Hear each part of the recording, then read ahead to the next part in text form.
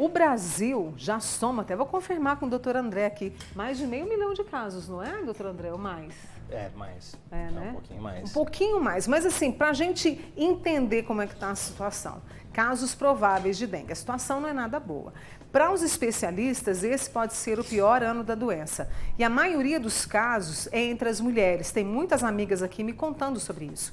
A idade das pessoas ali está entre 20 a 29 anos, 30 a 39 e 40 a 49 anos. Sobre a dengue e outras arboviroses, eu converso agora com o médico da família, o doutor André Mota. André, muito obrigada por ter vindo. Obrigado pelo convite, Mônica. Um momento oportuno, porque a situação não é boa. Hoje, a gente pode falar que nós atingimos o pico da doença com muitos casos ou ele ainda está por vir? Ainda está por vir o pico, viu, Mônica? A previsão é que sempre o primeiro semestre é o pior semestre do ano, quanto às arboviroses. Então, a partir de abril, maio é quando a gente começa a esperar o pico mesmo. Que são os casos o maior número de casos, né, em avalanche. Quando a gente fala arbovirose, às vezes as pessoas não entendem. O que é isso? São vírus que são transmitidos por um mosquito. Via de regra, dessas que a gente vai falar hoje, que são a dengue, a zika e a chikungunya, esse mosquito é o Aedes aegypti. E aí a gente está aqui com o nosso corpo humano, para a gente entender melhor, quando a gente é picado, tem dengue, né, zika, chikungunya, quais são os órgãos que são mais acometidos pela doença? Certo. Os sintomas, eles acabam sendo bem semelhantes entre as três doenças, tá? Existem algumas características que são um pouquinho mais diferenciais que eu posso trazer mais para frente, mas em geral, os sintomas que a gente mais tem são uma dor de cabeça, uma dor atrás dos olhos, especificamente na dengue, tá? Na zika, uma das diferenciais é que eu posso ter uma conjuntivite sem pus. Então, isso é uma coisa que às vezes faz o médico pensar mais na zika do que em outra arbovirose. Tá. Eu posso ter náusea também, posso ter uma dor muscular. Na dengue é extremamente intensa essa dor muscular, é um dos diferenciais da dengue. Então, a gente fala umas dor nas costas, dor nas pernas, dor nos braços, fica muito, muito intenso. A gente fala que é quebra-ossos até. Tem os sinais de náusea, tem os sinais de dor abdominal, que podem vir ou não com os vômitos ou, em alguns casos, com diarreia também. E no caso especificamente da chikungunya, tem dor articular. Então, mais até forte do que a dor muscular, vai ser uma dor nas juntas. Então, eu posso ter um pouco de inchaço nas juntas e uma dor muito forte. E aí, no caso, os sintomas são muito parecidos, né? Como é que se dá o diagnóstico dengue, zika, chikungunya? O que pode facilitar nessa hora? Muitas vezes, o próprio médico não vai ter a certeza absoluta de qual que é. Então, vai precisar lançar mão de exames para fazer esse diagnóstico. A gente tem exames para cada um desses. Mas o tratamento, por ser um tratamento de suporte, que a gente fala, não é uma medicação que mata diretamente o vírus. Então, o tratamento acaba sendo o mesmo para as três na maior parte das vezes. Exceto no caso da chikungunya, quando ela evolui, porque a chikungunya ela tem uma peculiaridade.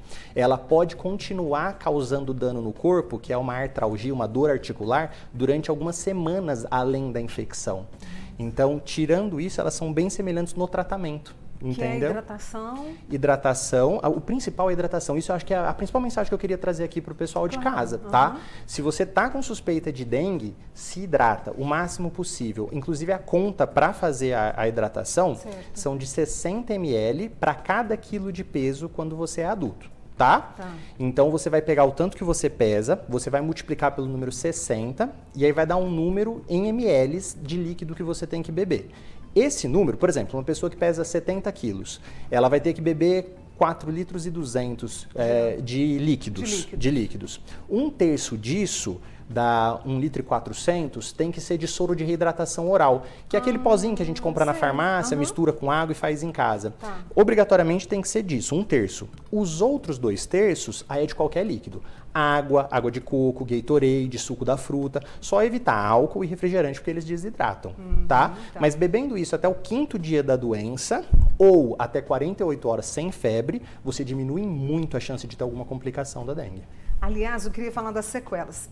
Mas antes, deixa eu trazer uma pergunta de uma amiga. Ela tá com dengue. Ela falou que a dor na barriga, no abdômen, é insuportável. O que explica? Certo. Nesse caso específico da dor abdominal muito intensa, é até o que a gente considera um dos sinais de alarme da dengue. Tá? Eu até queria pedir para essa amiga ela ir procurar um médico para passar por uma avaliação. Quando a gente tem uma dor abdominal intensa que não passa, é importantíssimo passar por uma avaliação médica, tá? Isso pode acontecer por diversos motivos.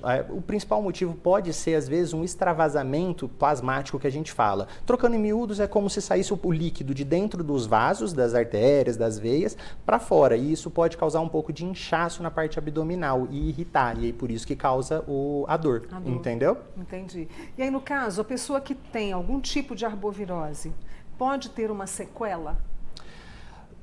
Especificamente da própria pessoa na chikungunya. Ela pode ter aquela dor articular que eu falei durante algumas semanas, mas em alguns casos fica com ela crônica, em que ela não some essa dor articular, tá? Mas uma sequela que pode acontecer é uma que a gente já viu acontecer com as gestantes, né? Com os filhos delas quando elas têm zika.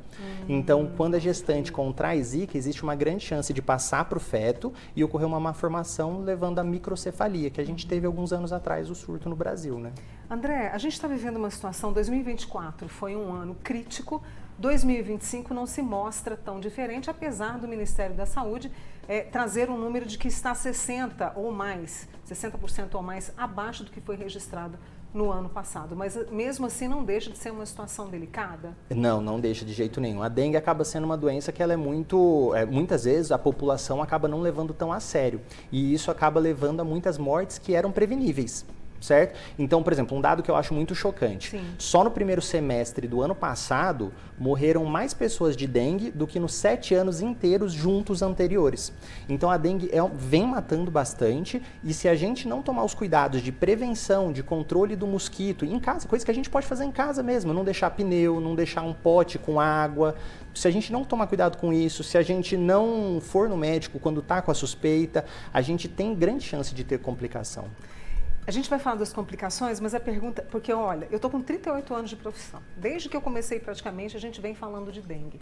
Se realmente a gente tivesse essa preocupação, né, nós da sociedade, o poder público que vem com ações, aqui em Uberlândia a gente tem várias ações e outras cidades da região também, era para a gente não ter tantos casos de dengue como a gente tem? Sim. Ou é utopia minha? Não, é difícil a gente falar que sumiria a dengue, né? Isso não, é difícil de eu poder afirmar. Mas se a gente tivesse um cuidado maior, tanto populacional quanto da administração, a gente com certeza teria menos casos. Isso com certeza.